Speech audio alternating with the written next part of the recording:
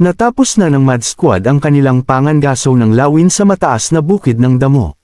Sa gitna ng ginintuang damuhan, isang sub-knight ng Nerelia na nakasuot ng pulang kapa ay gumagalaw ng napakabilis. Ang kanyang kalaban, isang sub-knight ng Aspen na may berde-abo na kapa. Ang kabalyero ng Nerelia ay nakatayo sa ibabaw niya, itinaas ang kanyang sariling talam na nagsimulang magliwanag ng isang napakapanganib na pulang enerhiya, at sa isang huling, pababa na taga, ang sub-knight ng Nerelia ay nagpakawala ng isang bug zone ng enerhiya. Sumabog ang lupa sa isang marahas na shockwave, nagpalipad ng lupa at damo. Ang lakas ng tama ay nagpatalsik sa sub-knight ng Aspen patalikod sa ere. Habang nanunood mula sa malayo, pinagmamasdan ni Entred ang sagupaan ng may nakatutok, matinding tingin. Nagbabanggaan na ang pangunahing puwersa ng magkabilang panig, sabi ni Entred sa kanyang mga kasamahan sa squad na nasa tabi niya. Masusing pinanood ni Jackson ang tunggalian, nagkomento, mukhang naglalaban sila sa antas ng sub-knight. Nanliit ang mga mata ni Entred. Isang labanan sa ranggo ng sub-knight, nais niyang panoorin. Ngunit hinihila siya pabalik ng kanyang tungkulin. Mula sa malapit, tinawag siya ni Rem, gusto mo bang manood? Hindi, sagot ni Entred, tumalikod sa laban. Sa ngayon, ang tagumpay sa larangan ng digmaan ang una. Kung matutuloy ang plano ni Christ, malapit nang dumating ang batalyon ni Marcus sa Crossguard. Sa ilalim ng liwanag ng buwan, pinamumunuan ni Marcus ang kanyang batalyon na nakasakay sa kabayo, nagmamarcha sa lupain. Sa ibang dako, isang alarma ang itinaas. Isang commander ng Aspen ang sumigaw sa pagkasindek, inukupa na ng mga Turret-adong Nerelia ang hangganan ng Crossguard. Hayaan na lang ang lungsod sa pagkakabihag. Sigaw ng isa sa mga company commander ng Aspen. Dali, magpadala ng kahit bahagi lang ng Night Order. Kalmadong namagitan si Abner, ang stratehista, may nakatayong tropa ang lungsod, kaya mag-focus sa pangunahing labanan. Ngunit pinutol siya ng noble na commander, sumisigaw, tumahimik ka. Ano ang alam mo, ikaw walang kwentang karaniwang tao, huwag kang sumingit. Naisip ni Abner na hanggat may kapangyarihan ang mga maharlika, hindi sila makikinig sa anumang sasabihin niya. Alam niya na ang bawat unit ng Night Order ay isang estratehikong sandata, at ang pag-alis ng kahit ilan ay sisira sa balanse, na epektibong magtatapos sa digmaan. Babalik muna tayo sa kastilyo, declare niya, tumalikod upang umalis. Oo, Abner, pagsang-ayon ng commander. Sa ibang dako, nagbabantay ang mga sundalo ng Aspen. May isang nag-scout sa abot tanaw at nagtanong, nasaan ang hukbo ng Nerelia? Itinuro ng isa pang sundalo ang isang kalapit na burol. Nandoon sa burol. Tumingin siyang muli, ngunit nawala na ang kalaban. Saan sila nagpunta lahat? Ang burol sa harapan nila ay wala ng laman. Samantala, umusad ang hukbo ni Marcus sa hindi kapani-paniwalang bilis. Habang pinamumunuan ni Marcus ang kanyang umaatake na batalyon, ang kanyang diskarte ay lumalabas sa kanyang isip. Kung magkukunwari tayong aatake sa Crossguard at magpapadala ng tulong ang Aspen, naisip niya, hindi palalampasan ng ating sub-knight ang pagkakataong iyon. Ang plano ay nagsimula na. Ang sub-knight ng Nerelia na nakapulang kapa ay lumundag sa ibabaw ng mga kuta, lumapag sa gitna ng hindi handa na mga sundalo ng Aspen. Agad siyang gumawa ng daan sa kanilang mga hanay, sinasamantala ang kahinaan na nilikha ni Marcus. Ang mga tropa na nakakalat ang lakas ay hindi makakatayo laban sa ating mga sub-knight, konklusyon ni Marcus sa loob-loob, may matinding kasiyahan sa kanyang mukha. Sa isang operasyong ito, ang ating batalyon ay magkakaroon ng malaking tagumpay. Lahat salamat sa mga madman. Nagbago ang mga panahon, at sumapit ang tagsibol ng lubos. Dahil sa pagkatalo na ito, nagdusa ang Aspen ng matinding pagkalugi kaya hindi na sila makapagpatuloy sa digmaan. Sa huli, humingi sila ng kasunduan, iniaalok ang teritoryo ng Tall Grassfield bilang bayad.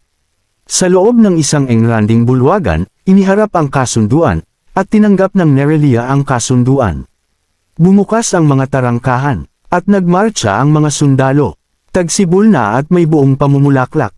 Ang matagal na digmaan sa Aspen ay sa wakas natapos na.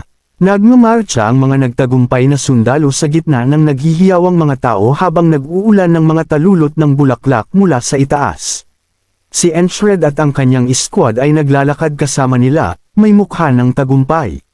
10 araw pagkatapos makabalik sa border guard, ang mga sundalo ay naka-off-duty at nagpapahinga, maliban sa mga itinalaga para magbantay.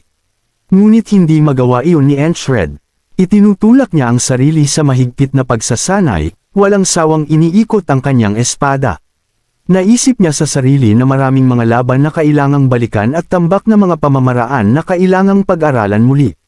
Tumigil siya, lumingon sa isang veteranong sundalo na nanunood sa kanya mula sa gilid. "Pwede mo ba akong turuan ng isang galaw?" Tanong ng sundalo, tumutulo ang pawis mula sa kanyang noo. Ang sundalo ay isang mababang ranggo, na tinawag na Paul.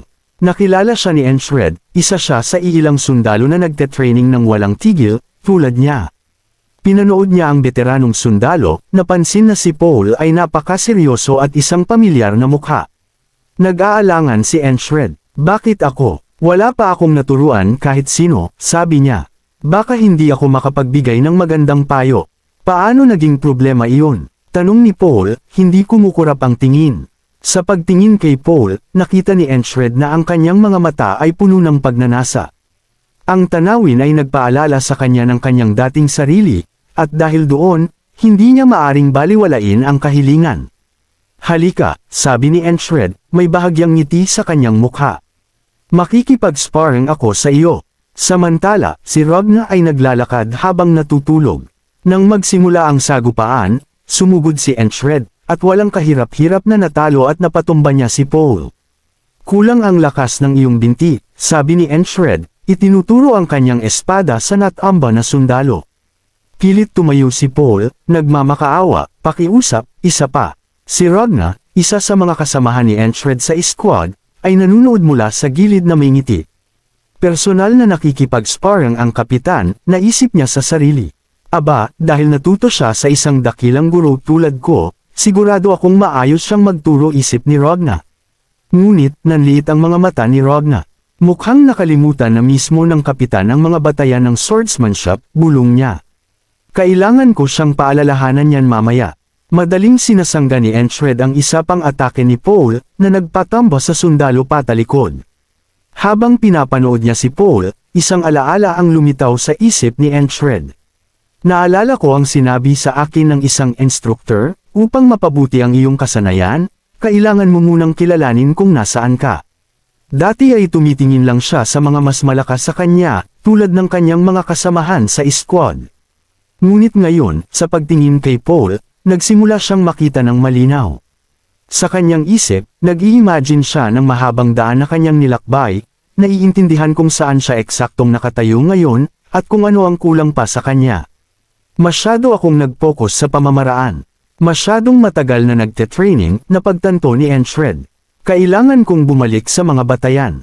Sa bagong kaliwanagan, inayos niya ang kanyang tindig at nagpakawala ng isang malakas na pababang atake. Muling pinatumba si Paul. Nagulat si Ragna na ang textbook stance na itinuro niya kay Enshred, kinorekta niya ang kanyang poster ng mag-isa. Pagkakita kay Enshred, ang mukha niya ay lumiwanag sa isang bihirang pagpapahayag ng pagtanggap. "Kahit siya," sabi ni Ragna, ngunit inistorbo siya ni Rem. "Kahit siya ano?" Tinawag ni Rem si Odin at sinabi, "Sa tingin ko may pumasok sa ulo ni Ragna." Nagsasalita siya sa sarili niya. Tumawa si Odin. "Hindi ganoon kadali ang pagsapi. Nagdadasal lang yan sa Diyos." Tinanong ni Odin si Ragna, "Kaya, ano ang sinabi ng Diyos bilang ganti?" Hindi siya pinansin ni Ragna. Ang sabi ng Diyos, "Lumayas ka." Nangutya si Rem, talaga bang sinabi ng Diyos sa kanya na lumayas siya?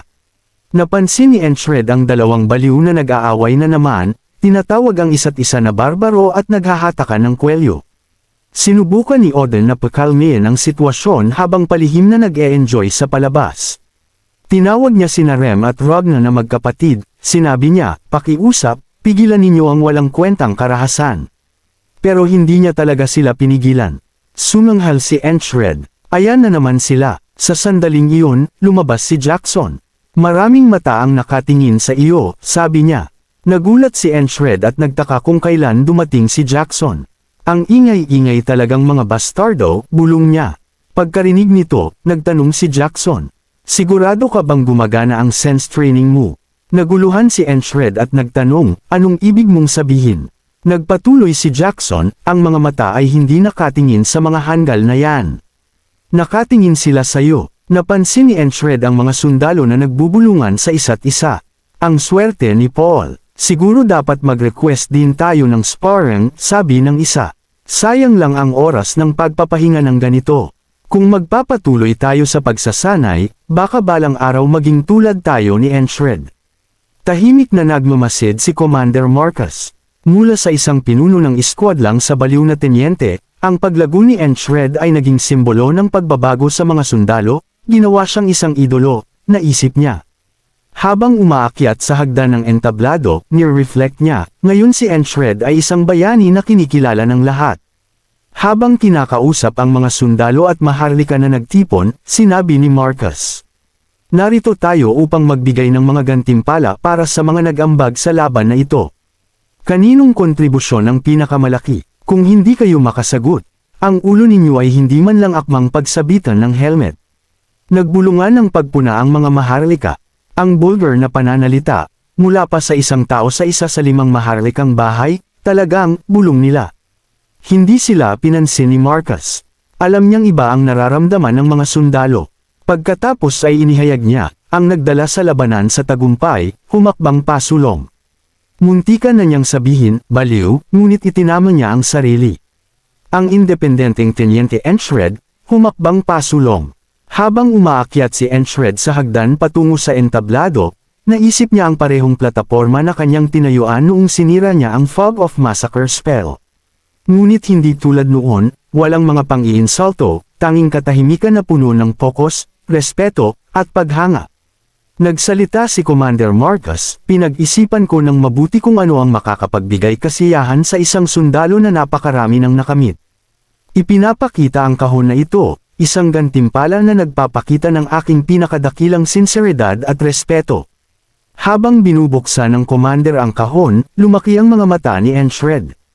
Ang malaking premyo sa loob ay ang Royal Dagger, ang talam nito ay kumikinang ng Magnifico, isang simbolo ng karangalan, pagkilala, at ang kaukulan ng kanyang walang humpay na pagsisikap, pagsasanay, at dedikasyon.